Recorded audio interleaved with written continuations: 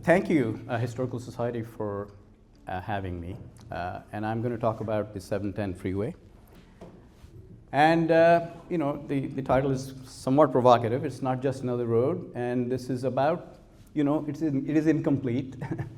It ends in Alhambra. And so we'll talk about how we got there. I don't know most of you. I came to this place in California in '83. I spent 5 years at Caltech getting a master's and PhD. And taught multiple schools over 20 years as adjunct, including things. I'm an engineer by training, mechanical, chemical, environmental. I am a member of the Historical Society. I'm also a member of the grassroots Alhambra organization. I am not a professional historian, as you can tell, and I'm not even an amateur historian, so I'm going to call myself a citizen historian. And most of you will know more about many things, so you'll have to forgive me. Let me jump right in there. When I started looking at this, I had to decide how to go about even telling the story. And I came up with a few ideas. Do you tell history by what I call the arrow of time approach? Did you sort of go back and follow chronology? Do you hopscotch around to incidents that happen that might be more illuminating? Or do you do what I call, I made this one up, the tributary method. You follow a river where it meets the sea, and you kind of work your way back in time, and you decide which tributaries to follow so the story might be more interesting, so you can reconstruct. At the end, I decided it's going to be a mix of all of these three, so I didn't really choose. A couple of things. You'll see in a few of my slides this odd-shaped PQ lettering that actually stands for pop quiz, okay? I'm going to make it worth your while. We actually have small gift cards, so if you win the quiz, it's going to be worth your while. If you spot the PQ, you can jump up and say, this is from, I don't know, I'm dating myself, and the Auto Club used to put out its magazine, there was little poppies, okay? Oh, yes. I don't know if you remember the poppies, but it's somewhat along those lines. I don't know what the practice is for taking questions. I am okay with you raising your hands if you have a question. I will probably react in one of three ways. I will say I have no idea about the answer, and that's fine. That's the honest answer. I will say just hold your thoughts. I'll address that later on. Or I might just, if it's a fairly simple question, I might take care of it right then. There will be hopefully some time at the end to address your questions as well. One theme that is somewhat important is the amazing impact that transportation networks have on our standard of living and how they affect our day-to-day standard of living. If a transportation network is well designed, and I mean it broadly, not fast cars on concrete highways, if it is well designed, it's almost unnoticeable. You take it for granted, you do your daily lives, and it stays there with you, and it's not a hindrance. If it is poorly designed, it's in your face, it is stressful, it is polluting, it is problematic, and you don't enjoy the same standard of living. So we'll come back to that a little later. This journey will start quite far back, actually. It'll go to part two, which is from roughly 1933, and you'll see the significance of that, to 1965. And part three will be from 65 through 2017, roughly about 10 years ago, 9 years ago. And we'll see. The slide presentation has some text. I'm not going to be reading text. It's there to remind me to make a few points, and there will be some photographs. As I started putting this together months and months and months ago, every human emotion was there as part of the history, as you can imagine. I'm not going to read through all of that. Everything was there. These are battles that have been fought by human beings, all the way down to the strengths and weaknesses that we all have as human beings. So what did we learn and how useful is that knowledge? And we'll come back to that. So let's jump right in. The two storylines that converge in my analysis of this, one is what I call railroads and the Port of Long Beach. We'll see that's going to play a central part of the history that defines the 710 and its impact on Alhambra. And then the other is our friend, the automobile. There are many other tributaries and many other places you can go, but these are the two broad themes that come into play. If I'm cutting in and out of the microphone, raise your hand at the back, and I will try to keep this somewhat steady. So let's get started with the first one. Does anybody know what this is? Or even where it is? You can tell it is actually a wharf, right? San Pedro. Very good guess. There's actually a train on it, though. Right? Wilmington? I'm sorry, speak up. Yeah. Wilmington? All good guesses. You will not guess. This is in Santa Monica.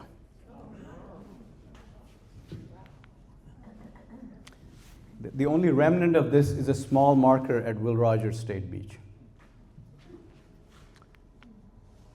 Where was the train going? We'll get to that. We'll get to that, yes. This is the port of San Pedro. It is actually two ports, as most of you know. There's a port of Los Angeles and a port of Long Beach. They kind of meld with each other because they're separate entities run by separate groups of people. They actually cannot compete with each other. They have some things they share on environmental and other matters, but they are totally separate. And we'll see the competition between those two has a great impact on our story. I mentioned at the very beginning that it is the Port of Long Beach that plays a central role in our story. And we'll get to that. But all of you know this, and I just want to remind you about that. We don't have a picture of him. Cabrillo came, I think people think of him as a Spaniard, but he could be Portuguese. His story is a little unclear. Regardless, after Columbus in 1492, look at the amount of European explorers that came across the Atlantic, almost from every country. But look at how few there were on the West Coast, because they had to come across the continent, across all of this. Cabrillo was one of them under the Spanish throne, and the viceroy at that time, he was a conquistador, right? He had conquered gold mines in Nicaragua and Guatemala and other places, and he was directed by his superior to go out and explore the West Coast of the U.S. At that point, it thought that there was a mythical connection between the Pacific and the Atlantic through the top, and to find that. So Cabrillo set out, and he reaches what we call today San Pedro Bay. Didn't think much of it at all. He remarked that it was called the Bay of Smokes because there was about 5,000 or so native population, and it was just a very smoky place. He moved on. Next day, Santa Monica. A few weeks later, he went all the way to Point Reyes, which is just north of Marin County. And then he turned around. He turned around because they were looking, and his goal was to find a good harbor. Because while he was exploring the West Coast, the Spanish crown had sent across the Pacific trade routes to the Philippines. The famous Spanish galleons that went to the Philippines that plied that route for almost 300 years. And when the galleons came back from the Philippines, the currents took them, and these were all currents, right? They were not motorized boats. The currents took them to the west coast, and they were looking for a place to repair their galleons. And they thought Monterey Bay was as good a port. Well, anyway, Cabrillo goes up there, he checks it out, he comes down. He's dead pretty much after a few months. He cut his foot, got gangrene in one of the Channel Islands, and he's gone. You'll notice that what he saw here, San Pedro Bay, is a little bit of a sheltered port because you have the Palos Verdes Peninsula, right? It provides a little bit of shelter. But it is nothing like the natural harbor in San Diego.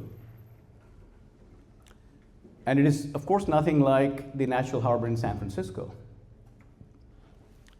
In fact, there is no real natural harbor anywhere here. This was not a picture taken by Cabrillo, but this is basically how it looked. You had extremely shallow waters, essentially wetlands.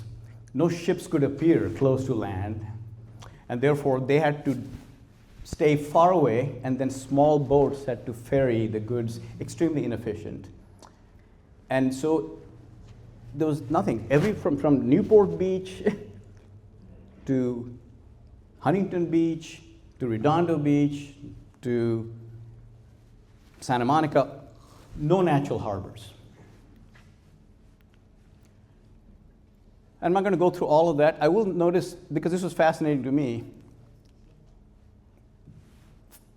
for 2 centuries after Cabrillo went up to Point Reyes, San Francisco Bay had probably one of the world's best natural harbors, had never been discovered by any of the voyagers.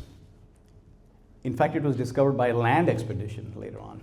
And this is pretty fascinating to me because those ships had to stay quite far from shore.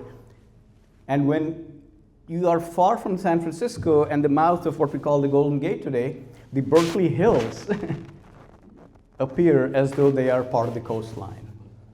That and Angel Island and even Alcatraz Island, so they kept missing it.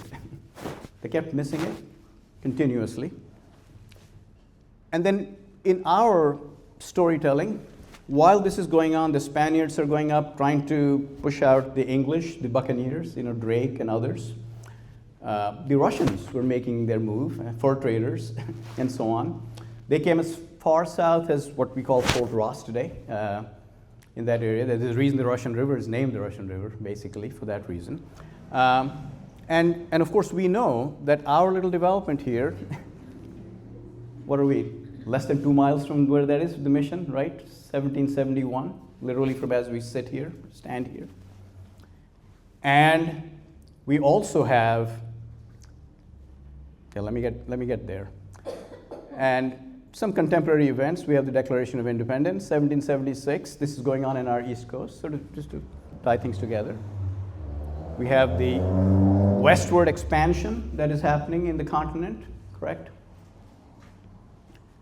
And then, all of you know about Lewis and Clark, the westward expand. Then the California Gold Rush and statehood in 1850. And all of you know the story that the first transcontinental railroad began back from east. And you know that this was the Golden Spike in Utah, in Promontory, Utah, in 1869. You know, when you look at the geography of the United States, continental US, and you want to build a transcontinental railroad, the planning for which, by the way, began in 1845 or so. That's probably the worst way to pick. You have to go through the Rocky Mountains, you have to go through the Sierra Mountains. The easier way to have built a transcontinental railroad is to come south towards San Diego. Go south of the Rockies, go skirt the Sierra Nevada. So why do you think that didn't happen? Why do you think that people plowed through the direct east-west route and didn't take the easy way out? The answer was very simple.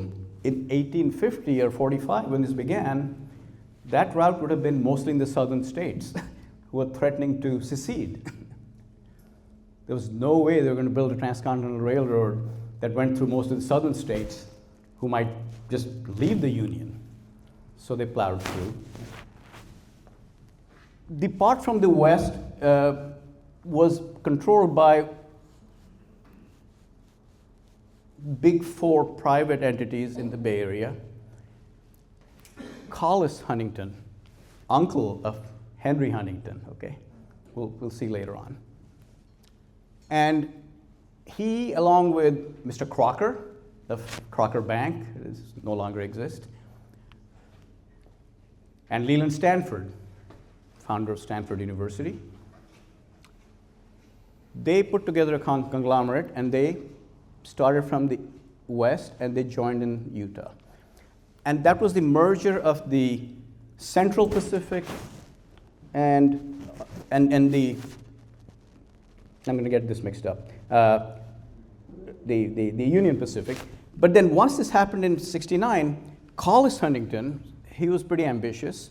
He wanted to come down to LA. He had bought a lot of railroads in Texas and New Mexico, and he wanted something, and he called that conglomerate of railroads the Southern Pacific.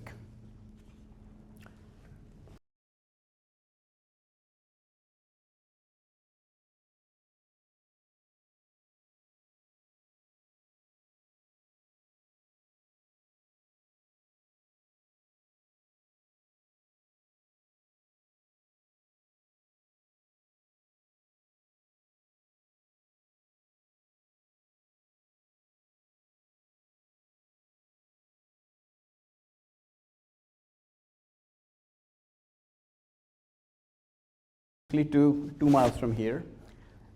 And all of you know that the actual Pueblo of Los Angeles was actually established 10 years later, right?